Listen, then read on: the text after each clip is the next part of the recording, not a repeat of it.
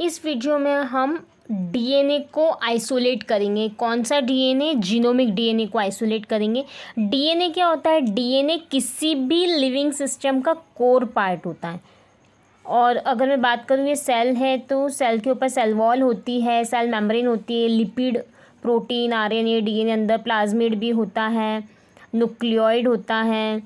और अगर कोलाई की ही बात करें तो कोलाई में यही सब रहेगा, बैक्टीरिया है। और इसका जो जनरेशन टाइम होता है वो होता है नियरली 20 मिनट की साइकिल होती है। सबसे पहले हम क्या करते हैं? हार्वेस्टिंग करते हैं। हार्वेस्टिंग मतलब हमको तो डीएनए चाहिए, हमारा एम तो हमें पता है कि हमको डीएनए को आइसोलेट करना है। अब अगर हार्वेस्टिंग मतलब कि हम सेल कल्चर की ग्रोथ करवा रहे हैं। ये हमारी ट्यूब है, इसके अंदर हमने हमारा कोलाई का कल्चर है, मतलब ब्रॉथ में कोलाई को हमने इनोकुलेट करवाए, तो इसकी हम टेम्परेचर देंगे प्रॉपर, उसकी जो भी कंडीशंस लगती है तो, और हम इसकी ग्रोथ को मॉनिटर करेंगे। इसका जो एब्जॉर्बेंस है 600 नैनोमीटर पे जो एब्जॉर्बेंस होता है, मतलब 1 OD पे आता है 0.8 इंटू 10⁹ सेल्स पर ml, इतना। तो हम क्या करें? सबसे पहले सेल की पॉपुलेशन बढ़ाएंगे। अगर ज़्यादा सेल्स होंगे तो ज़्यादा डीएनए मिलेगा हमें, ठीक है। तो ये पहली स्टेप हुई। फिर दूसरी आती है हमारी लिसिस ऑफ सेल वॉल। अब हमको ये सेल में से हमको सिर्फ डीएनए चाहिए, हमें सब बाकी का सब नहीं चाहिए, हमें सिर्फ डीएनए चाहिए। तो हम सेल वॉल को लिसिस करेंगे, पहले इसको सेल वॉल को ब्रेक डाउन करेंगे। तो उसके लिए हम लाइजोजाइम यूज़ करते हैं। लाइजोजाइम क्या करता है? ट्रांसपेप्टाइडेशन रिएक्शन को ब्लॉक करता है। ट्रांसपेप्टाइडेशन हम देखेंगे तो ट्रांसलेशन में पेप्टाइड बॉन्ड फॉर्मेशन होता है, मतलब ये हमारी वो प्रोटीन की चेन बनती है, अमीनो एसिड्स की चेन, तो वो ब्लॉक कर देता है लाइजोजाइम। दूसरा हम यूज़ करते हैं ईडीटीए क्या करता है? ये मैग्नीशियम को चैलेट करता है, जो कि हमारी सेल की इंटीग्रिटी मेंटेन करता है। तो हमको नहीं चाहिए सेल की इंटीग्रिटी मेंटेन हो, तो हम ईडीटीए डालते हैं। और फिर हम मैग्नीशियम भी ऐड करते हैं। मैग्नीशियम क्यों ऐड करते हैं? ये इनहिबिट करता है न्यूक्लिएजेस को, मतलब ये हमारे डीएनए डिग्रेडेटिव एंजाइम्स को, क्योंकि हम नहीं चाहते कि हमारा सबके साथ में हमारा डीएनए भी डिग्रेड हो जाए।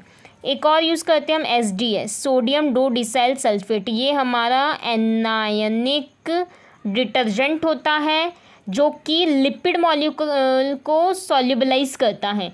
और अगर लिपिड मॉलिक्यूल सॉल्युबलाइज होंगे हमारे, तो सेल वॉल इजीली ब्रेक हो जाएगी।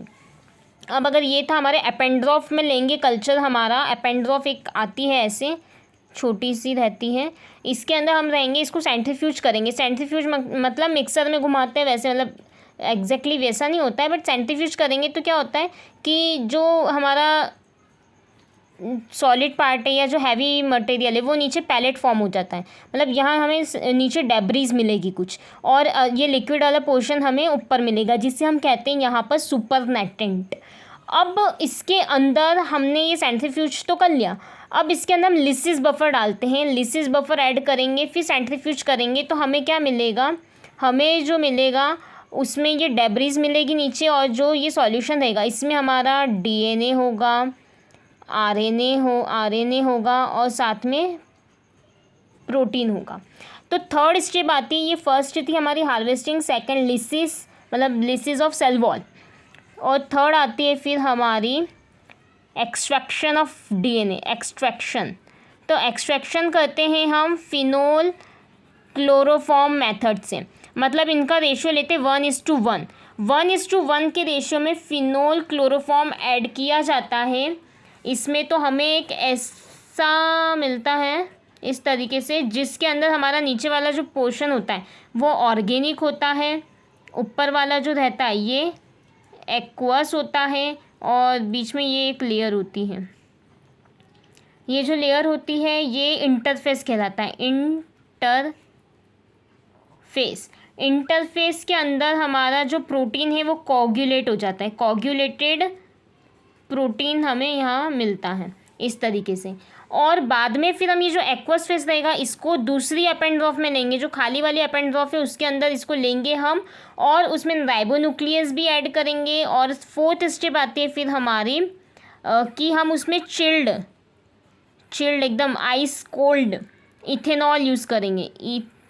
इथेनॉल यूज़ करेंगे और साथ में हम सोडियम भी ऐड करेंगे। ये क्या करता है, ये डीएनए को कॉन्सनट्रेट कर देता है, मतलब हमको डीएनए कॉन्सनट्रेटेड फॉर्म में मिलेगा, मतलब वो इस एपेंडोफ 2 में हमें इस तरीके से वाइट थ्रेड की तरह हमें डीएनए मिलेगा। तो ये डीएनए को आइसोलेट करने की 3 step, harvesting, cell wall breakdown और एक्सट्रैक्शन ऑफ डीएनए, और फोर्थ है हमारा कंसंट्रेशन ऑफ डीएनए, इस तरीके से।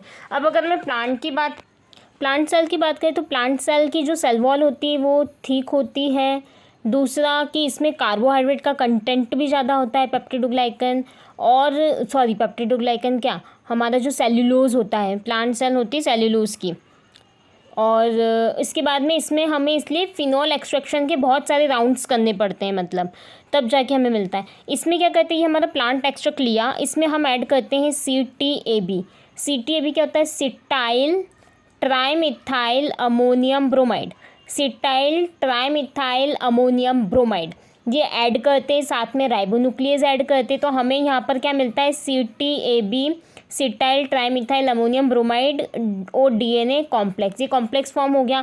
फिर हम आरएनएज और प्रोटीनेज यूज़ करते हैं ताकि आरएनए और प्रोटीन हमारे डिग्रेड हो जाए।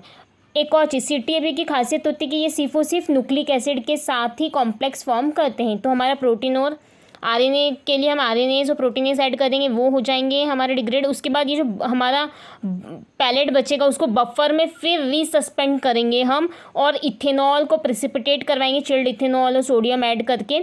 और जो इथेनॉल रहता है वो हमें मोनोमेरिक फॉर्म देता है हमारे न्यूक्लियस का सॉल्यूशन के अंदर।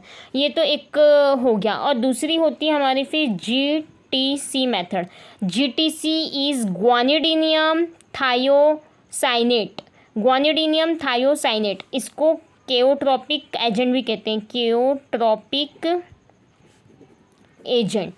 ये क्या करता है, ये सबको डीनेचर कर देता है एक्सेप्ट न्यूक्लिक एसिड को, तो न्यूक्लिक एसिड बचे रहते हैं। और फिर ये GT से बाइंड करता है हमारे न्यूक्लिक एसिड के साथ में, और इसमें भी डीएनए की एफिनिटी इनके पास में ज़्यादा होती है। अब प्यूरिफिकेशन कैसे करेंगे डीएनए का, तो यहाँ पे कॉलम क्रोमेटोग्राफी यूज़ करते हैं। कॉलम क्रोमेटोग्राफी में ये एफिनिटी वाली है हमारी, इसके अंदर ये हमारा सिलिका रहता है और डीएनए बाइंड कर जाता है इससे। और एक होता है एनायन एक्सचेंज, तो यहाँ पर ये पॉजिटिवली होती है और डीएनए हमारा नेगेटिव होता है। तो इस तरीके से हम प्यूरिफिकेशन से, क्रोमेटोग्राफी से हमारे डीएनए को प्यूरिफाई कर लेंगे। अब यूकैरियोट्स की बात करेंगे, यूकैरियोटिक सेल लेते हैं तो उसमें सेल वॉल नहीं होती, तो वहाँ उस केस में हम लाइसोजाइम यूज़ नहीं करते हैं। अब डीएनए की प्यूरिटी कैसे चेक करेंगे, तो UV स्पेक्ट्रोफोटोमीटर पे एनालिसिस होता है। एब्जॉर्बेंस हम कितने पे देखते हैं, डीएनए का 260 नैनोमीटर पे, 1 यूनिट मतलब 1 OD पे डीएनए मिलता है हमको 5 माइक्रोग्राम पर ml, और वहीं आरएनए का होता है हमारा 40 माइक्रोग्राम पर ml। अब अगर अमाउंट ऑफ डीएनए देखना हमको, अमाउंट ऑफ डीएनए तो वो कैसे पता करता है, एब्जॉर्बेंस देख ले हम कितना है, 260 नैनोमीटर पे इंटू 50 माइक्रोग्राम पर ml। तो ये इसका इस तरीके से अमाउंट चेक करने का ये फार्मूला होता है।